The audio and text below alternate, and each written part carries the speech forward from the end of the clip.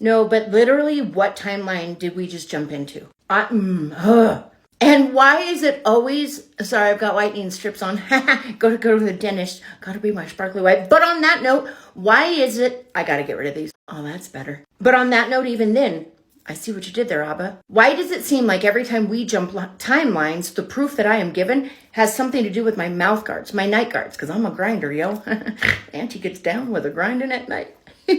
Oh my God. But last night, something not having anything to do with my night guards shook me, no, to the core, because it had everything to do with my dog, Molly. And if you guys know anything, out of my 3 dogs, she is the one that is always with me. She seems to be the one by my side all day long. She has been wearing her deceased brother Eddie's collar now for well over 8 months. And before I go any further, I have to make an entire different video about this, but it seems we all know whatever I draw comes into reality. So I gotta be careful what I'm drawing, yo. And yes, I already tried drawing holding the winning lottery ticket, and I learned a lesson. Sorry, Abba, I have to use my powers for good and not evil.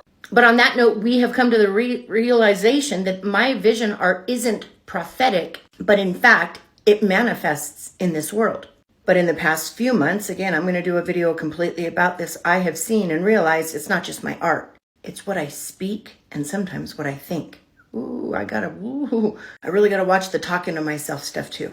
Last night, I had an injury. After I filmed the first part of the Melchizedek order, we were about to eat dinner and I was heading down the stairs when suddenly I didn't realize I was about to miss 2 of the bottom stairs, I think.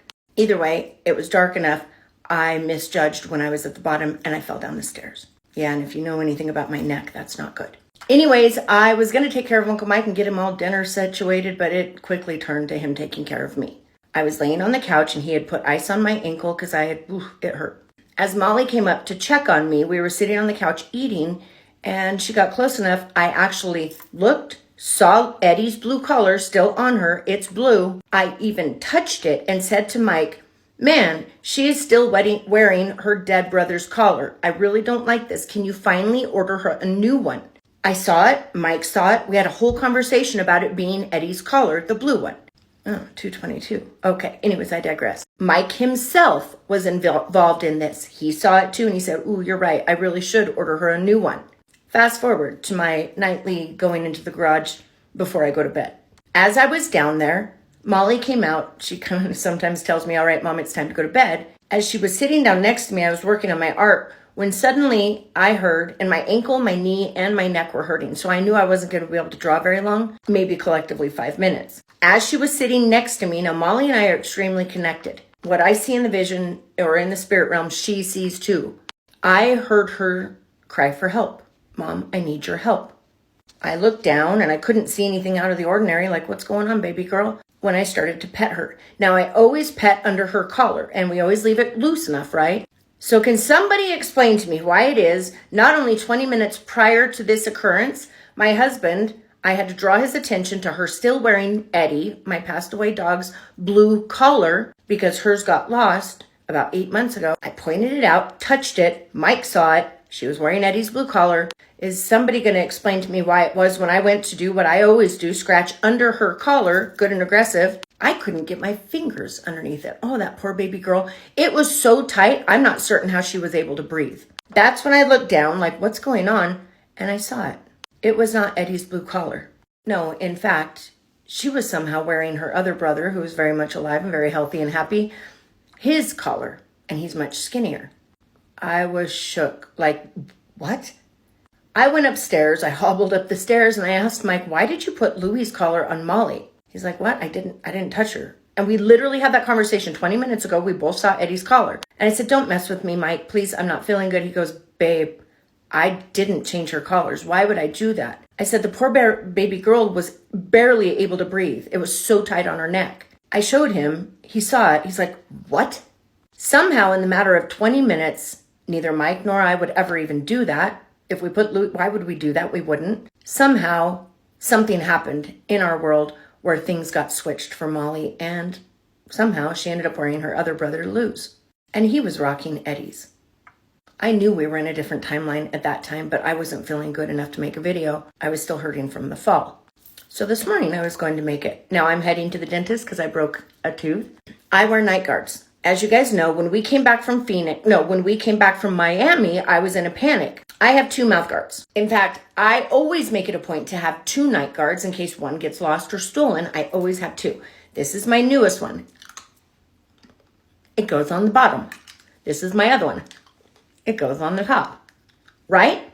Right before Miami, it was a nightmare trying to get everything together with my merch and everything. I was running around like a chicken with my head cut off. And nicely surgically replaced. I grabbed this night guard because I had broken this tooth and I don't want to grind it on my bottom guard, especially when I'm about to speak in front of millions of people. I came into my bedroom, put it in my mouth for some reason, and walked downstairs. Let's just stop that there. I have pride. Went into my art room, my garage. Now, if you've seen it, you know, if you're a genius and you're an artist, trust me, it's a mess. I have a heater, an upside down trash can, and pencils everywhere. As I was sitting there with it in my mouth, the phone rang. I had to answer the phone. I remember all of this very specifically. I took my mouth guard out, started to talk, set it on a pile of the pencils. Now, which one I couldn't recall. All I remember thinking during that conversation is, Colette, do not forget to get that mouth guard because Maisie, well, she's the reason I do not have one of the other ones. In fact, she's the reason I even had to get this one because she chewed up one of my bottom ones right when we had gotten her a couple of years ago. And she will smell it out and she will chew it up. Well, things got crazy and I forgot it. So much so that I got a hold of my dog sitter and said, please shut the garage. Put both the doggy doors in. Don't let any dogs in there while we are away. She did so, and we were good. When I came back from Miami, I asked Olga, our housekeeper, to help me find the mouth guard. We searched and searched and searched, could not find it. I keep my mouth guards on my nightstand. Of course, both of us checked there. Nothing, just the pink one was there. Olga double checked, I double checked, and then I went to bed. Again, my only one that was there was my pink one. I was devastated because I couldn't find the other one. It was gone. These things are like $700, and my insurance won't cover another one. I woke up the next morning, put my pink one on the nightstand. I have a black nightstand, so it's pretty easy to see anything on it. And it was just there by itself again. So I go about my day, and I had to go into my bedroom for some reason when suddenly I looked, and I was like, what? This bad boy and this bad boy were sitting right next to each other. How? No, but I mean how? Even my husband and my cleaning gal, who we all checked my nightstand first, were mind boggled. How did that happen? Oh, this one's even weirder. Because this morning when I got up, I had been wearing this one. This one was on my nightstand. I had to get into my drawer to do my makeup. So can somebody explain to me why and how I found these? Now I have 5 night guards. This is one I made a long time ago that got ruined, I think, in our old house. But this is the one Maisie chewed up. I know because see how it's off. I'm missing a molar. All right. This is the one Maisie chewed up, like non-recognizable, that I had to throw away. And that's why I had to get that one. And this is the one that was gone that I had to get this one to make sure I had enough. This one's been long gone, even long before Maisie. No, this one was mangled. How? No, but how? We are definitely jumping timelines. And don't look at me. I'm going to be sitting these bad boys right where I can see them every single morning. All 5 of them, because that's a lot of money's worth of mouth guards. Yeah. But can somebody explain to me how my beautiful girl was wearing her very much alive brother's collar last night, just 20 minutes after I pointed out to my husband she was still rocking our unalive Eddie, our sweet Eddie's collar, the blue one. And how now Auntie has 5 night guards instead of 2. All I know is I hope in this dimension, it'll be the time that I win that lottery, yo. No, in fact, I'm going to win the lottery because I say so. And because my op is that good. Anywho, got to get to the dentist. I love you. And I got to break it to him. I guess today I won't be ordering any new night guards because, man, I don't need a new one at all.